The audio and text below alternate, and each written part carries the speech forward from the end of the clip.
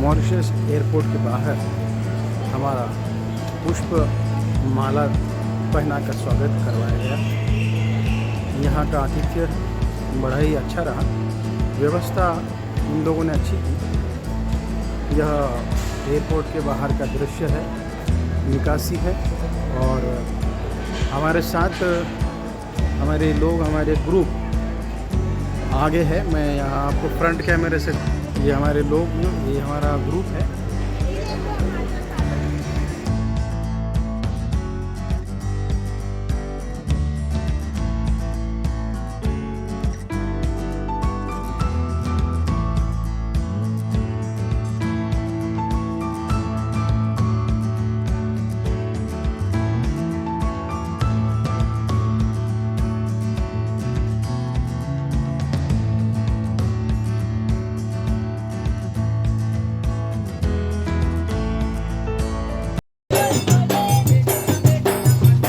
के साथ स्वागत हो रहा है।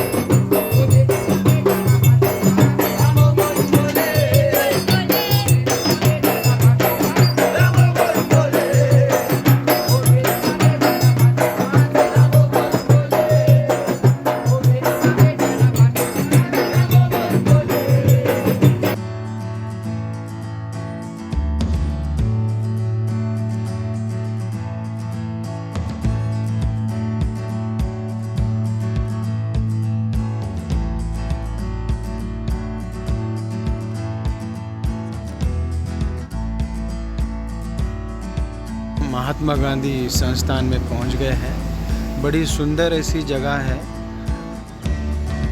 हरे भरे पेड़ आपको यहाँ दिखाई देंगे।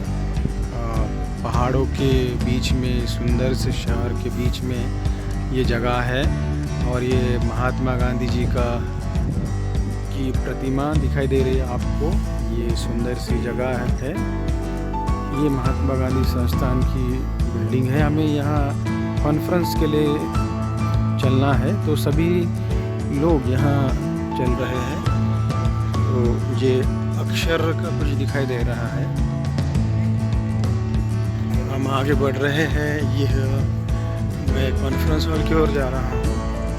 हम ऑडिटोरियम के बाहर सभी प्रतीक्षा में है, कुछ भीतर है और कुछ बाहर है। ये है और लिखा हुआ महात्मा गांधी इंस्टीट्यूट ऑडिटोरियम।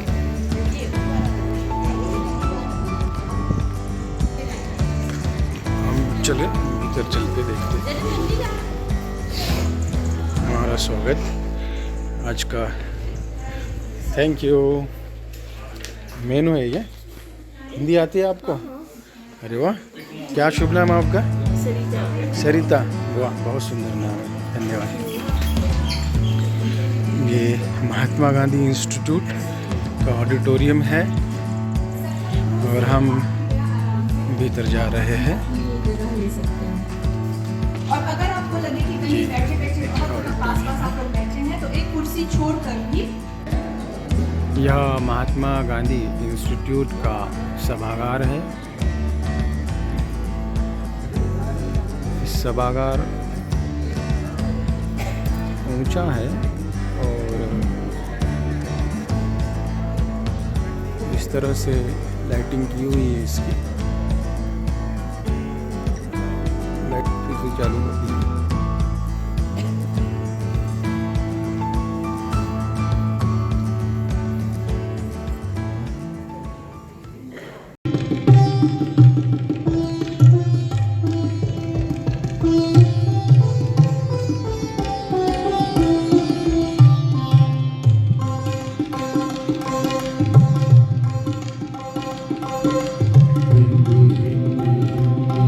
भारत माँ की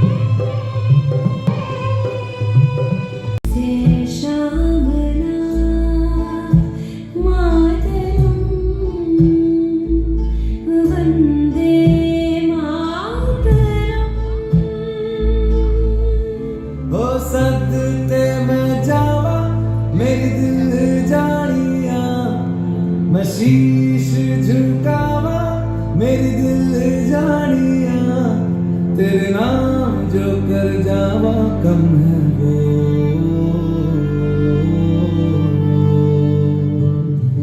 तू सारे जहां से प्यारी मेरे भारत की बेटी है सारे जहां पे भारी मेरे भारत की बेटी दिल जान है शान हमारी मेरे भारत की बेटी जीती रहो जीतती रहो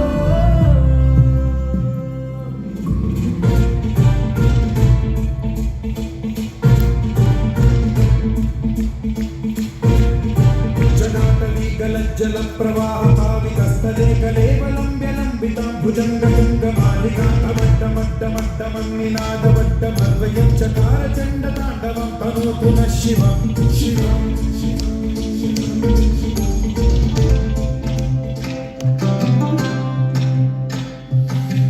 वतन वतन मेरे आबाद रहे तू वतन वतन मेरे आबाद रहे तू मैं जहाँ रहूँ जहाँ में याद रहे तू मैं जहाँ रहूँ जहाँ में याद रहे तू तू ही मेरी ट्रस्ट की सहयोग से 9वें अंतर्राष्ट्रीय हिंदी सम्मेलन का आयोजन हो रहा है, जबकि इंदौर में प्रवासी भारतीय दिवस भी जारी है।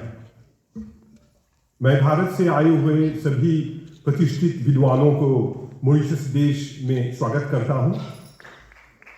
यह जानकर बहुत खुशी हुई कि पहली बार इस हिंदी सम्मेलन विदेश में किया जा रहा है और सभी को आभार प्रकट करना चाहूँगा कि मॉरिशस देश को चुनी गई है। भाषा सहोदरी हिंदी ट्रस्ट भारत का एक ऐसा संगठन है जो हिंदी भाषा साहित्यकारों, रचनाकारों तथा कवियों के विकास और सम्मान के लिए स्थापित किया गया है। महात्मा गांधी संस्थान को भी बधाई देता हूँ कि इस सम्मेलन को आयोजित करने में पूरा सहयोग दिया और भारतीय संस्कृति और परंपराओं के प्रति काम कर रहे हैं। तो आशा करता हूं कि आप सभी हिंदी भाषा को उसकी सही दशा और दिशा देने में सफल होंगे। देवियों से दिनों आज एक विशेष दिन भी है। आज ही के दिन 48 साल पहले 48 years back नागपुर भारत में पहली विश्व हिंदी सम्मेलन का उद्घाटन हुई थी और 2006 से 2006 हिंदी की प्रचार प्रसार के लिए प्रतिवर्ष 10 जनवरी को हिंदी दिवस हम सब मनाते हैं। इसी परम उद्देश्य विश्व में हिंदी के प्रति लोगों में जागरूकता पैदा करना तथा हिंदी को विश्व भाषा के रूप में प्रस्तुत करना। अभी तक 12 विश्व हिंदी सम्मेलन हो चुके और हमारे लिए बहुत गर्व की बात है कि अब तक इस सम्मेलन 3 बार मॉरिशस में भारी पैमाने में हुए थे। मॉरिशस और भारत सरकार ने विश्व हिंदी सचिवालय को यहाँ स्थापित करके एक ऐसे महत्वपूर्ण कदम उठाए थे ताकि मॉरिशस में हिंदी भाषा को उसकी सही पहचान मिलने और मान सम्मान और बढ़े। इस तरफ भारत के प्रधानमंत्री श्री नरेंद्र मोदी जी ने संयुक्त राष्ट्र संघ को हिंदी में संबोधित किया ताकि हिंदी विश्व भाषा के रूप में अपना स्थान मिले और उसकी सही मान्यता प्राप्त हो।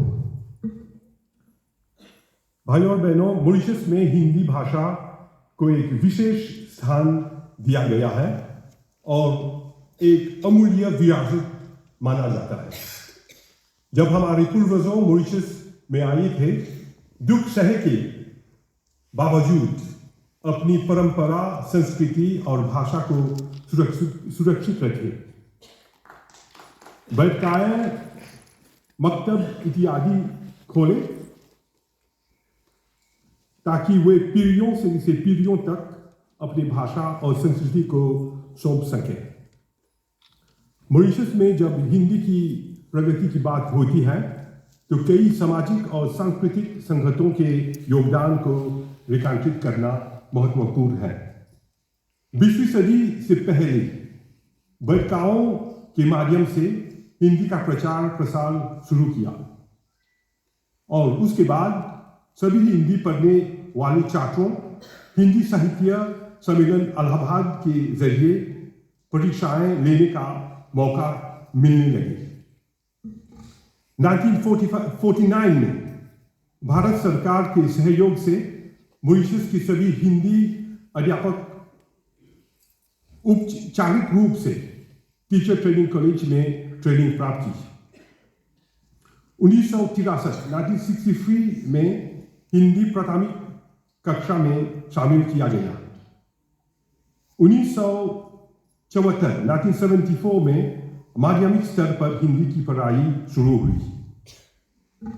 आज बहुत गर्व की बात है कि महात्मा गांधी संस्थान के सहयोग से हिंदी विश्वविद्यालय तक पहुंच गई। डिप्लोमा, BA, MA और PhD तक हिंदी की पढ़ाई होती है। देवियों से जनों, आशा करता हूं कि इस हिंदी सम्मेलन के माध्यम से आप हिंदी भाषा पर विचार करेंगे, हिंदी की वर्तमान स्थिति, उसकी चुनौतियों और संभावनाओं पर विचार करेंगे।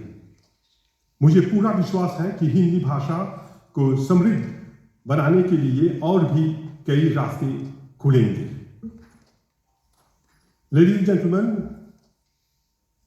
it is my pleasure to welcome all of you to Mauritius.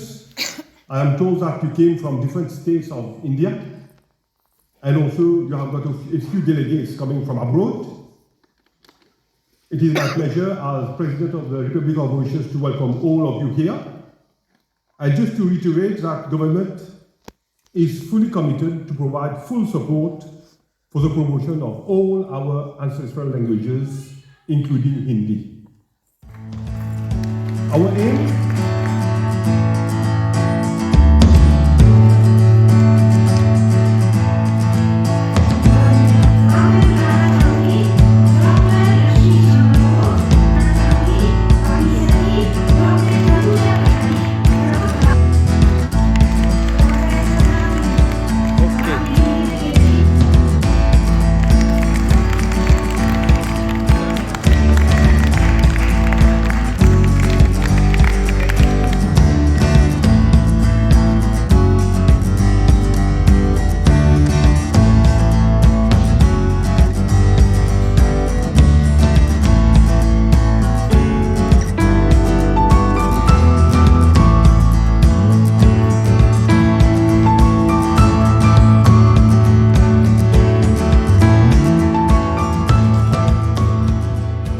Doctor Sunil Yadav, संपादक शोध ऋतु अंतर्राष्ट्रीय रिसर्च जर्नल।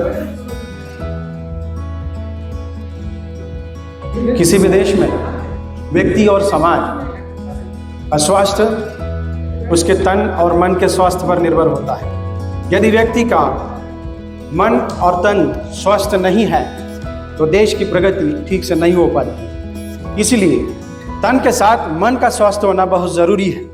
इसीलिए इस मन को लेकर फ्रायड ने मनोविज्ञान का एक सिद्धांत रखा, मन और मस्तिष्क का विश्लेषण करने वाला। फ्रायड ने मनुष्य के बचपन से लेकर बुढ़ापे तक उसके मन में होने वाले परिवर्तन को चित्रित किया, उसका विश्लेषण किया और स्वस्थ समाज के लिए एक संदेश दिया। ये संदेश केवल विश्व के लोगों तक नहीं पहुंचा, वह विश्व के संपूर्ण साहित्य तक पहुंचा। उसी तरह से वो हिंदी साहित्य में भी आया।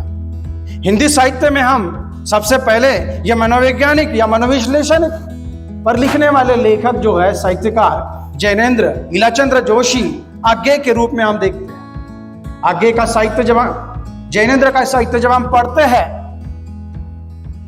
मेरा जो विषय है वो जैनेंद्र की त्रिवेणी कहानी में मूक वेदना एक बहुत अच्छा विषय है। यहां पर समाज में एक परिवार है, इस परिवार में एक दाम्पत्य जीवन है, पति है, पत्नी है और बेटा है। तीनों का मन विश्लेषण किया गया है। आज समाज में, विश्व का संपूर्ण समाज, इस संपूर्ण समाज में परिवार जरूर है, यहां पत्नी जरूर है, यहां पति जरूर है और यहां बेटा जरूर है। त्रिवेणी कहानी में त्रिवेणी के इच्छा के विरुद्ध, अर्थात कि स्त्री के इच्छा के विरुद्ध उसका विवाह करवा दिया जाता है और इसका परिणाम क्या होता है? वह तन से तो उसकी होती है लेकिन मन से नहीं होती है और एक के बाद एक, 2, 3 बच्चे पैदा करती है, मर जाते हैं, चौथा पैदा होता है, जीवित रहता है, 5वां गर्भ में है। त्रिवेणी का संपूर्ण जीवन नीरस बनते जाता है। यह नीरसता समाज के, परिवार की नीरसता है। उस नीरसता से चिड़चिड़ापन आ जाता है, उसमें अकेलापन आ जाता है। यहां पर ये पत्नियां सोचती है कि ये दिन क्यों आते हैं, चले जाते हैं, वह यंत्र बन जाती है और इस कारण चिड़चिड़ापन निर्माण हो जाता है। स्त्री में आने वाली नीरसता के कारण, ये नीरसता, उसका मन उसके प्रेमी के पास है, इसलिए उसमें निरस्ता आ गई है और इस निरस्ता के कारण उसके पति में निरस्ता आती है और उस पति में आने के बाद उसके बेटे में निरस्ता आती है और ये संपूर्ण समाज की सच्चाई है। थोड़ी सी हुई अस्तित्व को लेकर मैं बताना चाहती हूँ कि मॉरिशस में हिंदी एक सांस्कृतिक भाषा है जिसे जिंदा रखना अपने अस्तित्व को जिंदा रखने के बराबर हुआ है। मॉरिशस की जनसंख्या लगभग 12 लाख है जिसमें 50% भारतीय हैं, विशेष रूप से हिंदू। हिंदू की पहचान उसकी भाषा के साथ है। यदि उसकी आने वाली पीढ़ी के पास यह भाषा न बची तो कल को उसे पता ही नहीं होगा कि हिंदुस्तान की जड़ों की क्या विशेषता है, हिंदुस्तान की संस्कृति में क्या क्या छिपा है। इसलिए प्रत्येक हिंदू दिल से चाहता है कि उसका बच्चा हिंदी जरूर पढ़ना लिखना सीख जाए। इसलिए प्राइमरी कक्षाओं तक हिंदी का पठन पाठन लगभग सभी हिंदू बच्चे करते हैं, लेकिन इसमें मैं जोड़ना चाहूँगी जो तमिल परिवार के बच्चे हैं वे तमिल पढ़ते हैं, तेलुगु बच्चे तेलुगु पढ़ते हैं, मराठी पढ़ते हैं और जो मुस्लिम संप्रदाय हैं वे उर्दू या अरबिक को लेते हैं। अब क्रियोल भी इंट्रोड्यूस हो गई है। जिन बच्चों को लगता है कि हमको बड़ी कठिनाई हो रही है हिंदी सीखने में, क्योंकि आप समझ सकते हैं कि यहाँ पर हिंदी द्वितीय भाषा शिक्षण के रूप में होता है, तो वहाँ पर ऐसे बच्चे क्रियोल को ले रहे हैं जो यहाँ की बोली है। इस बार पेशाक या 6ठी कक्षा में 6000 हिंदी के बच्चों ने एग्जाम दिया। इससे पहले यह संख्या लगभग 10-11 हज़ार होती थी, लेकिन क्यों 6000 रह गया? क्योंकि क्रियोल कुछ लोगों ने ले ली। पर उसके बावजूद भी आज भी माता पिता की यही पिपासा होती है, ये इच्छा होती है कि उनके बच्चे हिंदी बोलना लिखना पढ़ना सीख जाए। तो 6ठी कक्षा तक लगभग सभी हिंदी लेते हैं। अब मैं धीरे से चुनौतियों की ओर बढ़ूंगी। चुनौतियों में प्रश्न उठता है, किसी भी भाषा को जब कोई सीखता है या तो उसके सांस्कृतिक मूल्यों के कारण सीखता है कि मान लीजिए मुझे वेद पढ़ने हैं, मुझे अपनी संस्कृति को पहचानना है, तो मैं संस्कृत की ओर झुकूंगी और मैं जानना चाहूंगी कि संस्कृत सीख के जाने कितने ज्ञान के गवाक्ष खुल जाएंगे। और दूसरा कोई सीखता है कि उसकी शिक्षा पद्धति में अनिवार्यता है, और तीसरा कोई सीखता है यदि उसको नौकरी में उसकी आवश्यकता हो, या तो प्रमोशन हो या उसका प्लस हो, तब कोई सीखता है। तो मॉरिशस में ये चुनौतियां कहाँ कहाँ पर है? क्योंकि प्राइमरी में लगभग सभी हिंदू बच्चा हिंदी सीखता है, इसलिए प्राइमरी के अध्यापकों की हमेशा आवश्यकता बनी रहती है। सबसे बड़ी बात यह है कि यहाँ पर प्राइमरी के अध्यापकों की जब ट्रेनिंग दी जाती है उनको, या मिनिस्ट्री उनका चुनाव करती है साक्षात्कार के बाद कि किसको ट्रेनिंग दी जाएगी, निश्चित होता है कि उनको प्राइमरी अध्यापक की नौकरी मिलेगी। यह 2 साल की ट्रेनिंग होती है और सरकार काउंटिंग के हिसाब से नए टीचर्स को लेती है, जितने रिटायर हो रहे हैं या जितनों की आवश्यकता है। तो यदि प्राइमरी में बच्चों की संख्या कम होगी हिंदी सीखने वालों की, तो अध्यापकों की ट्रेनिंग की संख्या भी कम होती जाएगी। तो ये एक बड़ी चुनौती खड़ी हो रही है कि कुछ बच्चे कुछ माता पिता जिनके बच्चे पढ़ाई में ज़्यादा मेहनत नहीं कर पाते या करना नहीं चाहते, वे लोग क्रियोल की ओर अपने बच्चों को डाल देते हैं। तो हिंदी वालों के लिए एक बड़ा भारी आजकल प्रश्न चिन्ह खड़ा हुआ पड़ा है।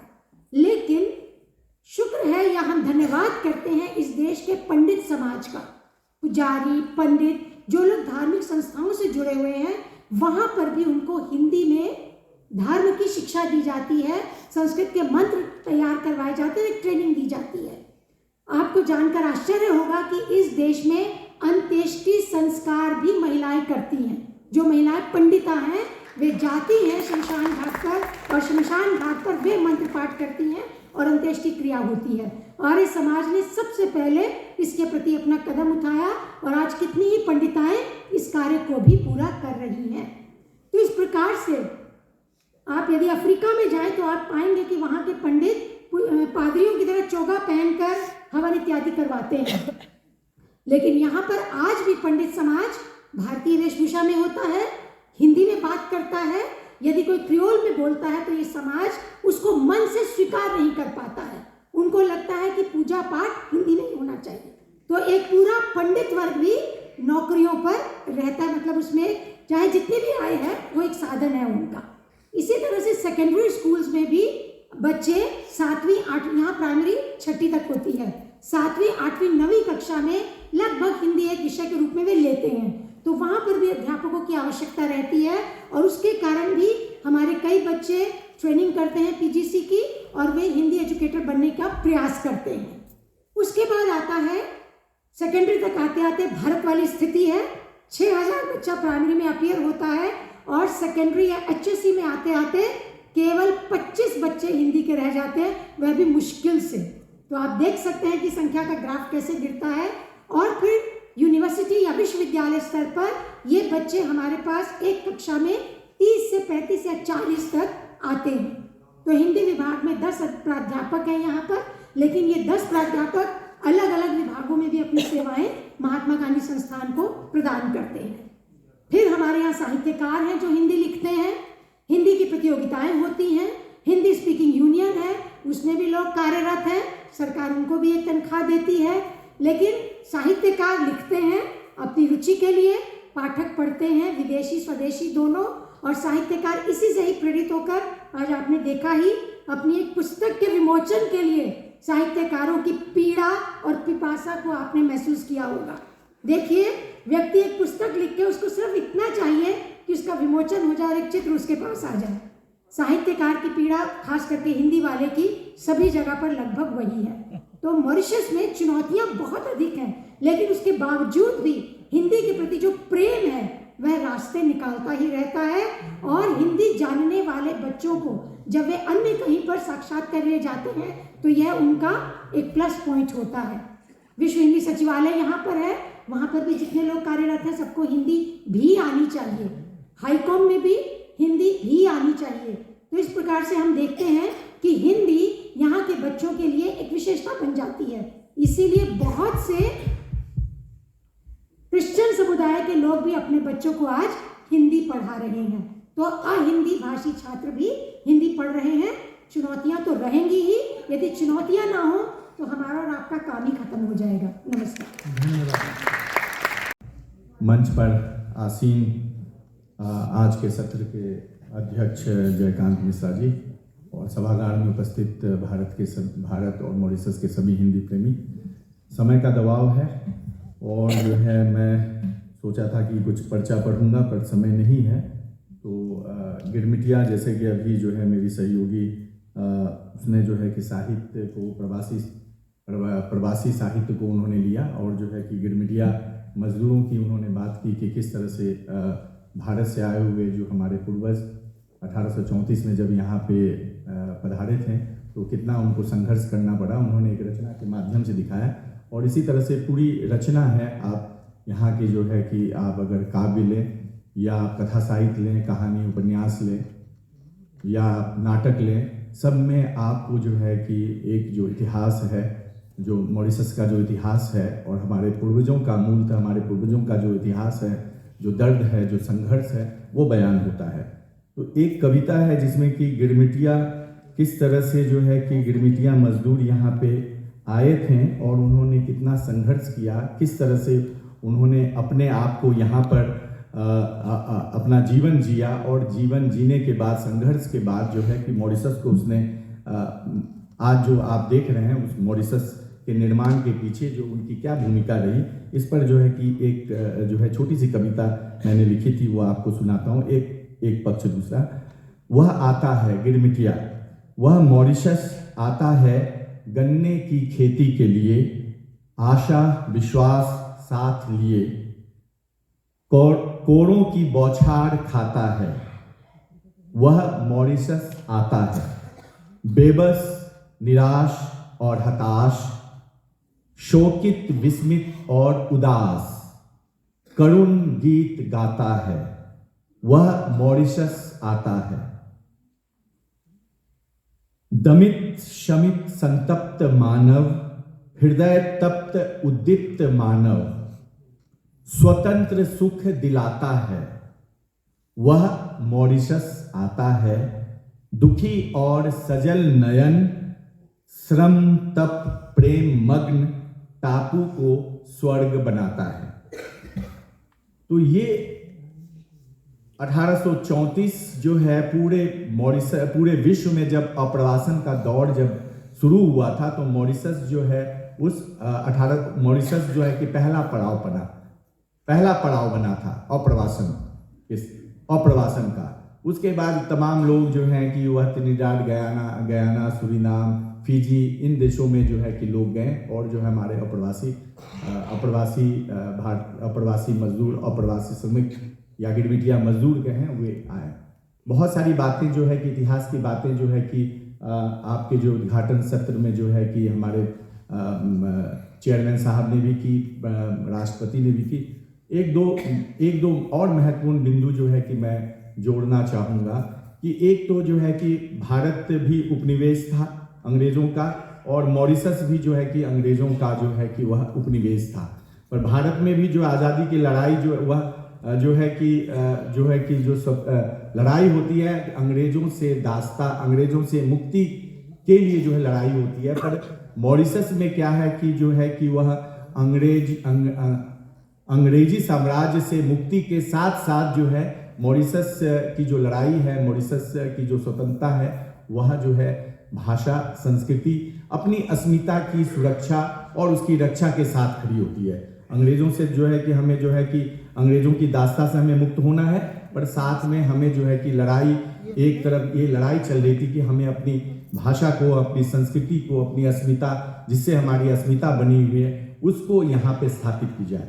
तो मॉरिशस में जो भारतीय संस्कृति है, वह भारतीय संस्कृति जो है कि भाषा, हिंदी भाषा के साथ जो है कि हिंदी भाषा के महत्व और हिंदी भाषा को जो है कि यहाँ पर जो है कि उतनी ही ज़्यादा जो है कि मजबूती प्रदान करते हुए जो है कि यहाँ जो है कि मॉरिशस में जो है कि भारतीय संस्कृति की स्थापना होती है या भारतीय संस्कृति की नींव मजबूत होती है। 1960 के दशक में, जैसे कि आप लोगों में से ही जो है कि कई लोगों का उद्गार रहा है कि आप जो है कि मॉरिशस में आए और आपको ऐसा नहीं लगा कि आप जो है कि भारत से बाहर कहीं विदेश में आ गए हैं। आपने ही कहा कि यह जो है कि लिटिल भारत है, मिनी भारत, छोटा भारत है, वह यह दिखता है। इसके मॉरिशस में इसी तरह से 1960 के दशक में दिनकर जी आए थे और उन्होंने यही उद्गार व्यक्त किया था कि कई बार भारत में बैठे बैठे हम अपनी भारतीय संस्कृति को समझ नहीं पाते हैं, पर मॉरिशस में आप भारतीय संस्कृति को आप देखते हैं या भारतीय संस्कृति वह कितना प्राणवान है, उसको आप समझ सकते हैं। यह दिनकर जी का उद्गार था। तो मॉरिशस में ये जो है कि भाषा के लिए जो है कि या भाषा और संस्कृति, आप जो है कि देखेंगे कि यहाँ पे अनौपचारिक शिक्षण और जो है औपचारिक शिक्षण, जैसे अनौपचारिक शिक्षण के रूप में बैठका की महत्वपूर्ण भूमिका पहले भी थी। हमारी जो है सहयोगी, उन्होंने जो है कि कई तरह की उन्होंने भी बैठका को लेकर बहुत सारी बातें की। तो बैठका की संस्कृति आज तक है। लोग जो है कि पहले जो है कि आप मुफ्त में निःशुल्क रूप से लोग पढ़ाते थे, मतलब संध्या समय या शनिवार को, रविवार को या शाम को। पर सरकार जो है कि वह जो है कि आजकल जो है कि सरकार की ओर से विशेष प्रयास इसके लिए जो है कि हो रहा है और जो है कि आजकल कुछ जो पढ़ाने वाले हैं उनको जो है कि सरकार कुछ अनुदान भी देती है, कुछ जो है कि शुल्क देती है, पर पहले ऐसा नहीं था। बहुत ही मतलब एक जो है भावना कि हमें अपनी जो है कि भाषा की रक्षा करनी है, और इसके लिए जो है बैठका आपके जो है कि गोकुला गांव है 1854-1864 के आसपास जो है कि वह मंदिर का निर्माण होता है, और उसके साथ जो है कि बैठकाएँ भी जो है कि पहले जो है कि घर के बाहर आप जो है कि जहाँ छोटी सी जगह मिल गई, पेड़ हो कहीं हो, वहाँ जो है लोग पढ़ाना शुरू कर दिए, फिर मंदिरों में। तो ये जो है कि आपका जो है कि अनौपचारिक शिक्षण और औपचारिक शिक्षण के रूप में हम देखते हैं कि जैसे 1953-54 से जो है कि यहाँ पर जो है कि सरकारी प्राथमिक विद्यालयों में, फिर 1974 से सरकारी माध्यमिक विद्यालयों में जो है कि हिंदी की पढ़ाई शुरू होती है। और बहुत सारी जो सामाजिक और सांस्कृतिक संस्थाएं हैं मॉरिशस में, जैसे 1903 से ही जो है आर्य समाज निर्माण का प्रयास शुरू होता है, जो बाद में 1910-11 में आर्य समाज की स्थापना होती है।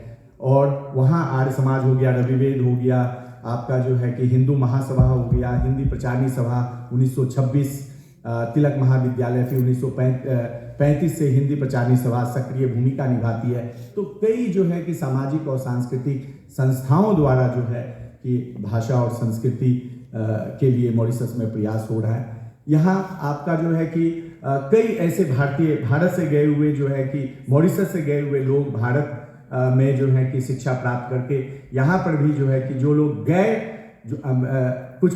मेरे देश की जमीन पर आपका स्वागत है। राम जन्म जन मंगल हेतु कहने वाले गोस्वामी तुलसीदास जी हृदय में स्थित हरि की प्रेरणा से उन्होंने रामचरितमानस की रचना की, जिसके केंद्र में लोकहित और लोक मंगल की भावना समाई हुई है। राम के आदर्श से प्रेरित होकर उन्होंने हर प्राणी को अपने व्यवहार को उत्तम बनाने की शिक्षा दी है, और जहाँ भी रहें राम की तरह अपने कर्तव्यों के पालन में अपनी कटिबद्धता दिखाने में हम कोई कसर बाकी न छोड़ें। तुलसीदास के लोक मंगल का उद्देश्य न केवल व्यक्ति के चारित्रिक उत्थान अपितु विश्व के चारित्रिक उत्थान का अभियान प्रतीत होता है, और यह चरित्र ज्योति अयोध्या से चलकर यहाँ मेरे देश की ज़मीन तक आ पहुँची। मॉरिशस की मैत्री, भारत की मैत्री का सारा श्रेय हमारे पूर्वजों को जाता है, जो राम कथा, राम यश और राम नाम को सीने से लगाए हुए ज़मीन पर पहुँचे थे। अयोध्या नगरी उनकी छूट गई तो क्या, उन्होंने दुनिया को सिखाया जहाँ राम वहीं अवध है, और जहाँ राम और अवध है वहाँ जननी जन्मभूमिश्च स्वर्गादपि गरी, इसी को बढ़ावा तो देना है, क्योंकि तुलसी बाबा ने उन्हें सिखाया था पराधीन सपने हूँ सुख नाही। इस तरह उन्होंने इस देश में वे स्वाधीनता लाए, दास्ता की बेरियों को काटा, और राम की शक्ति से उन्होंने लघु भारत का निर्माण करते हुए यहाँ राम कथा का श्रवण, मनन, चिंतन और गायन की ऐसी धारा बहाई कि अगर तुलसीदास जी होते तो वे कहते, सिया राम मैं सब सकल मॉरिशस जानू। जहाँ राम वहाँ की मैत्री में, वहाँ हनुमान ना हो तो ऐसी मैत्री का क्या मोल। अगर आप भ्रमण के लिए निकलेंगे मेरे देश की ज़मीन पर, हर आंगन के किसी पवित्र कोने में आपकी मुलाकात हमारे हनुमान देवता जी से अवश्य होगी, जो आपको बताएंगे कि मेरा हर आंगन में होना भारत और मॉरिशस की मैत्री की पहचान है, और हम इस पहचान को मिटने न देंगे। बस राम जी हमारे वचन की लाज रखें। मेरे देश के पूर्वजों का यह मानना था कि अकेले राम वनवास क्यों झेलेंगे। शर्तबंद मजदूर प्रथा को अपने हिस्से का वनवास समझ करके उन्होंने इस जमीन पर काटा है। भले ही वे भारत लौट नहीं पाए, पर उन्हें पता था कि जब भी शरणागत के रूप में वे भारत को आवाज़ देंगे, भारत माता उनकी सहायता के लिए दौड़ी चली आएगी। और इस तरह भारत ने न केवल हमें आश्रय दिया है, अभी तो हमारी मांगों की पूर्ति भारत माता ऐसे करती हैं जैसे मायके में बेटियों की जिद पूरी होती है। भारत और मॉरिशस की मैत्री में एक स्थान, एक सेतु है भारतीय उच्चायोग का, जहां प्रतिनिधिगण हनुमान स्वरूप कोविड महामारी के संकट काल में हमें कोविड की संजीवनी देकर जहां उन्होंने हमारे प्राणों की रक्षा की है, जिसके लिए हम भारत के प्रति आभारी हैं। अगर मित्रता की डोर को कस के बांध के रखना है तो तुलसी बाबा कहते हैं, वशीकरण एक मंत्र है, तज दे वचन कठोर, तुलसी मीठे वचन ते, सुख उपजिय थोर। और ये बताया मधुर भाषण से, मधुर भाषण पारस्परिक मान मर्यादा प्रदेश जाकर रहना या बसना है, इससे सब लोग परिचित होंगे। इस संज्ञा का प्रयोग एक अन्य स्थिति में भी होता है और यह जनसंख्या के निवास स्थान, मतलब पूरी जनसंख्या के निवास स्थान से परिवर्तन से संबंधित है। इसे हम अंग्रेजी में पॉपुलेशन या फिर आप कह सकते हैं जनता, आप इसको किसी भी रूप में ले सकते हैं। So it is a displacement of population. अतः इसका अर्थ आवागमन या देशांतरण से भी लगाया जा सकता है। कुछ बड़े देशों में, जैसे हम भारत ले सकते हैं, वहाँ पर हालांकि प्रवास आंतरिक प्रवास भी हो सकता है, किंतु प्रवासी साहित्य का सरोकार प्रायः देशांतरित स्थिति से है। प्रवास से बने विशेषण प्रवासी, इसका अधिकतर प्रचलन पिछली शताब्दी में प्रवासी महात्मा गांधी से हुआ है। इससे आप परिचित ही होंगे। इन्हें प्रथम प्रवासी से भी संबोधित किया गया। इस चर्चा का लाभ उठाते हुए मैं आप सभी लोगों को विश्व हिंदी दिवस के साथ साथ प्रवासी भारतीय दिवस की शुभकामनाएं भी देती हूँ। अब विषय की गहराई में आते हुए यदि हम प्रवासी साहित्य को समझने का प्रयास करें तो सबसे पहले महत्वपूर्ण बात यह होगी कि यह साहित्य प्रवास काल में ही रचा जाता है। यहाँ तक प्रवासी हिंदी साहित्य हम देख चुके हैं। उसकी जब बात करें तो भारतीय हिंदी साहित्य की अपेक्षा प्रवासी हिंदी साहित्य एक विमर्श के रूप में पर्याप्त युवा साहित्य माना जा सकता है। हिंदी भाषियों के प्रवास के बिना भारत से इतर हिंदी साहित्य की कल्पना संभवतः नहीं की जा सकती थी। इसीलिए प्रवासी साहित्य को बिना प्रवास से जोड़े हम इसको समझ नहीं पाएंगे। प्रवासी साहित्य का वर्गीकरण अलग अलग स्तरों पर किया जाता है, किंतु मुख्यतः 3 प्रकार के हिंदी साहित्य प्रवासी हिंदी साहित्य से अभिहित है। मैं तीनों प्रकार पर थोड़ा थोड़ा संक्षेप में समझाऊंगी। प्रथम प्रकार का प्रवासी हिंदी साहित्य गिरमिटिया मजदूरों के वंशजों द्वारा आरंभ हुआ, जिसे गिरमिट साहित्य की संज्ञा भी दी जाती है। दास प्रथा के उन्मूलन के पश्चात शर्तबंद मजदूरों की भर्ती होने लगी थी और सन 1834 से ईस्ट इंडिया कंपनी ने अलग अलग ब्रिटिश उपनिवेशों में शर्तबंद मजदूरों की आपूर्ति का दायित्व लिया।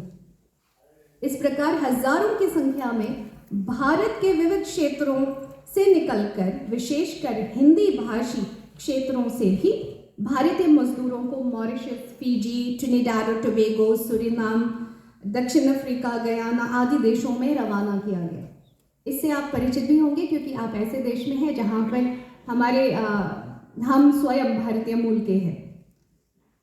तो एग्रीमेंट शब्द प्रवास में उनका परिचय बन गया। एग्रीमेंट, मैं इस पर क्यों बल डालना चाहूँगी, आप ध्यान से सुनिएगा। एग्रीमेंट शब्द प्रवास में उनका परिचय बन गया और आज इसी एग्रीमेंट शब्द का अपभ्रंश गिरमिट, एग्रीमेंट से गिरमिट बना है। प्रवासी हिंदी साहित्य के संदर्भ में जिस गिरमिटिया साहित्य की ओर संकेत किया जाता है वह इन्हीं शर्तबंद मजदूरों के वंशजों द्वारा लिखित साहित्य है और उनके पूर्वजों के प्रवासी अनुभवों, परिस्थितियों, मनोदशाओं, व्यथाओं की शब्दबद्ध अभिव्यक्ति ही यह साहित्य है।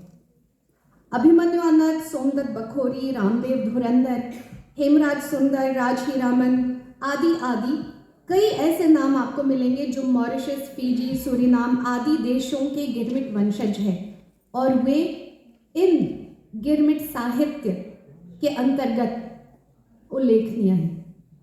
जहाँ तक द्वितीय प्रकार के प्रवासी की बात है तो इस वर्ग में वे साहित्यकार आते हैं जो नौकरी, व्यापार, विवाह, बेहतर भौतिक जीवन या व्यक्तिगत कारणों से भारत से बाहर अलग अलग देशों में जा बसे हैं। इस वर्ग में प्रायः यूरोप, अमेरिका, खाड़ी देशों आदि में जा बसे भारतवासियों का हिंदी साहित्य दर्शनीय है। उनका अधूरापन, एकाकीपन, भाषा व संस्कृति से लगाव और नॉस्टैल्जिया, इस शब्द पर मैं ध्यान देना चाहूँगी। क्योंकि नॉस्टैल्जिया ही वह मूलभूत कारण कहा जा सकता है जिसके कारण उन्होंने लेखन की ओर प्रवृत्ति ली। तो प्रोफेसर हरिशंकर आदेश जो हमारे भारतीय आप्रवासी थे, उनका दर्द, उनकी पीड़ा और उनकी संघर्ष यात्रा आज मैं अपने समक्ष जब मैं देख रही हूँ, हमारे साथ श्री रामदेव धुरंधर जी भी जुड़े हुए हैं जिन्होंने आप्रवासियों पर बहुत लेखन कार्य किया है और इतना लेखन कार्य करते हुए आज भी वे उतने सक्रिय हैं। तो इनकी तरह कई ऐसे ख्याति प्राप्त लेखक हैं, साहित्यकार हैं जो हमारे साथ जुड़े हैं और जिनको हमारे छात्र पढ़ते रहते हैं साहित्य में। लेकिन आज चूंकि 5 मिनट की जो मर्यादा है उसके अंतर्गत सभी को तो नहीं लिया जा सकता, तो मात्र हम जो अभिमन्यु अनंत जी का एक उपन्यास है हम प्रवासी, मैं केवल उस उपन्यास के माध्यम से, कुछ उदाहरणों के माध्यम से जो जिन संघर्षों से हमारे आप्रवासी गुजरे हैं उन संघर्षों की बात आपके सामने रखूंगी जो शायद आपने इतिहास में कहीं पढ़ी होगी, कहानियों में भी और कविताओं में भी। तो अभिमन्यु अनंत कृत जो हम प्रवासी उपन्यास है, जब हम उसके शीर्षक को ही सुनते हैं या आपको अगर मौका मिला होगा, आपने उस उपन्यास को पढ़ा होगा, तो उस उपन्यास में हमारे भारतीय प्रवासी जब भारत से निकले थे, जहाज पर सवार होकर उनकी जो यात्रा रही थी कितनी संघर्षमय रही थी, उस समय से लेकर कैसे वे जब मॉरिशस में आए, यहाँ कैसे जीते थे, क्या क्या करते थे, कैसे उनकी स्थिति आगे बढ़ी, उन पर कितनी आपत्तियां उस समय आती थी, फिर भी उन्होंने अपनी भाषा और संस्कृति का संरक्षण किया। तो मूल रूप से संवेदना इसी के इर्द गिर्द है हम प्रवासी उपन्यास की। तो जब अभिमन्यु अनंत जी से डॉक्टर कमल किशोर गोयनका जी ने बातचीत के दौरान उनका एक इंटरव्यू लिया था, तो स्वयं अभिमन्यु अनंत जी ने उद्देश्य सामने रखा था कि वे क्यों इस तरह के लेखन कार्य करते हैं। उसको कोट करते हुए मैं आपको बताती हूँ, उन्होंने कहा था, मेरी सबसे बड़ी प्रेरणा इतिहास की यातना, उससे उपलब्ध आम आदमी की वह दयनीय स्थिति और उसका उस स्थिति के सामने कभी न टूटने का संकल्प रहा है। इसी ने मुझसे मेरी रचनाएं लिखवाई हैं।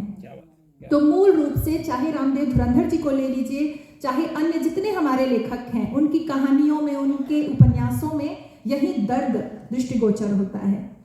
सबसे पहले तो जब संघर्ष यात्रा की बात हुई है, उनकी पीड़ा, उनके दर्द की, तो हम देखते हैं कि उनका जहाजी जीवन कैसा था।